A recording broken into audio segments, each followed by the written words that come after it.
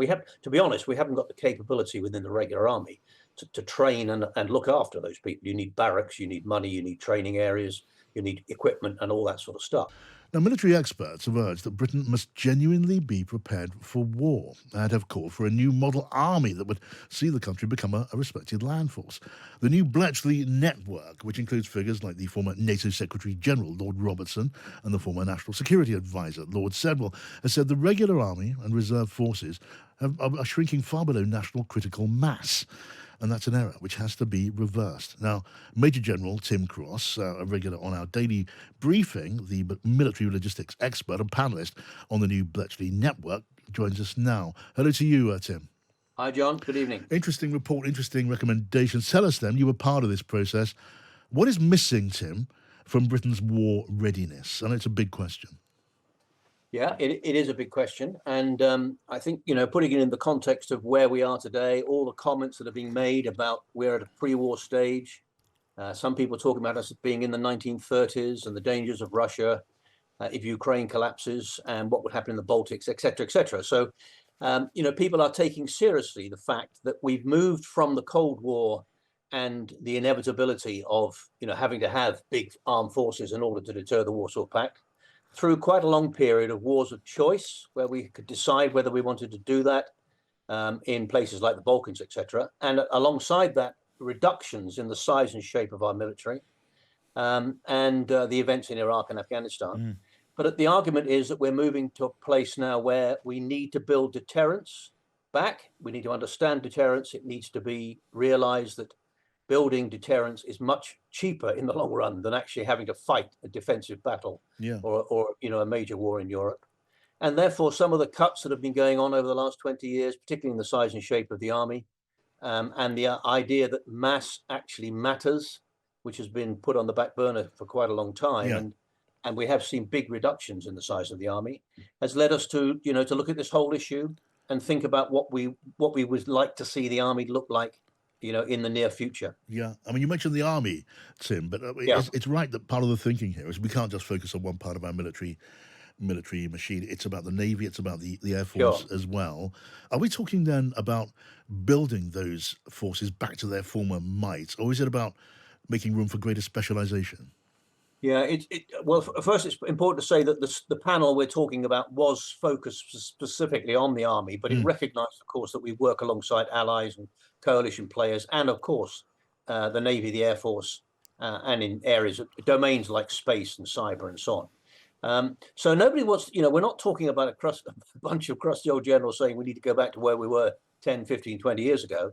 What we are saying is we need a better understanding of the requirement for the future, and that the investment in the Navy, the Air Force, and the Army needs to be reassessed. Yes. And the bottom line is we do need to spend more on it. I mean, all politicians, NATO Secretary General, all the NATO politicians, many of the NATO country leaders like Poland and the Baltic states, and of course Finland and Sweden have just joined NATO, Denmark and so on. They're all talking about spending more on defense. And our own political leadership has talked about raising our own defense expenditure from 2 to 2.5 to 3%. And that is required.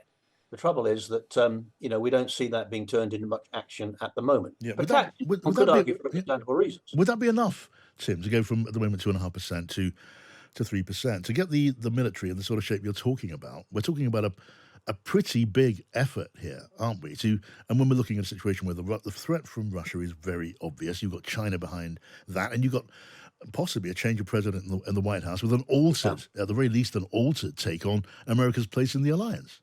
Yeah, and that last point, of course, is quite important because we all know what President Trump has been saying. I mean, to be fair to the guy, what he's saying is what a lot of American presidents have said for quite a long time, that Europe must bear a bigger share of the responsibility of paying for NATO. Now, would 2.5%, 3% be enough? Well, I mean, I've served for a long time, and you'd expect me to say we would need more. But actually, it's not just the amount of money you get. Obviously, it's about how you spend it, and it's about the army. The big platforms in the Navy and the Air Force cost a lot of money. We know that.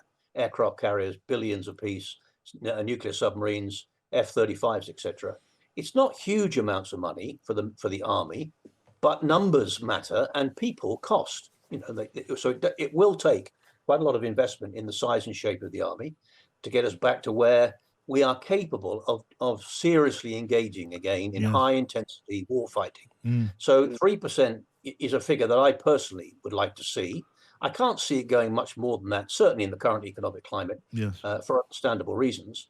But if we can get if we can get to the 2%, from 2% to 3% figure, it will make a significant difference. I wonder, are there lessons to be learned? I'm sure there are from the Ukraine war. We've seen how Ukraine have Yeah. learned to make a little go a very long way. Yeah, undoubtedly there is. And one of the issues here, of course, is how you balance mass with technology and with things like, I mean, the obvious example is drones and so on. Now, to be honest, I actually wrote my dissertation for my master's degree in 1982, 40 years ago, about the use of unmanned aerial vehicles, on campaigns in the battlefield and so forth. So, we've got to get our mind around what's happening in Ukraine and the use of drones and unmanned technology.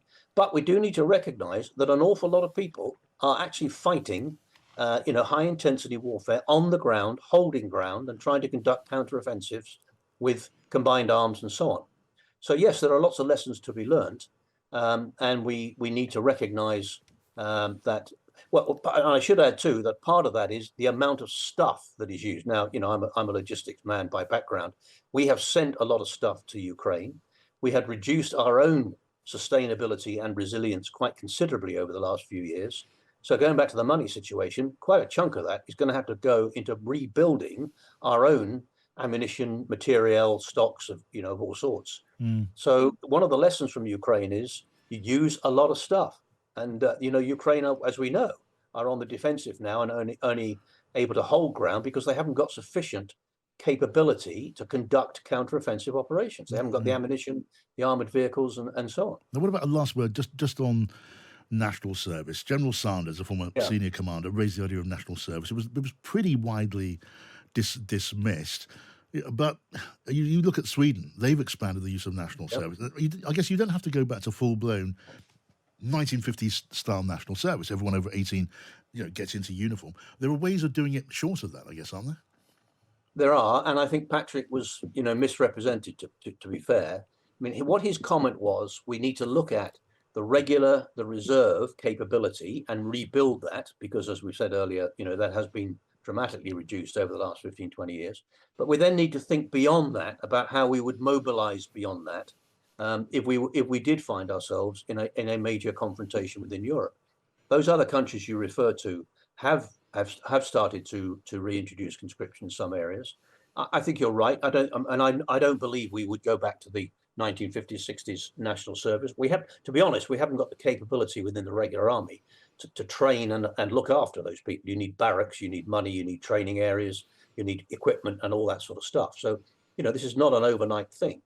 But beyond rebuilding our regulars, rebuilding our reserves, we need to think about what would mobilization look like beyond that. And that's what Patrick was really putting on the table.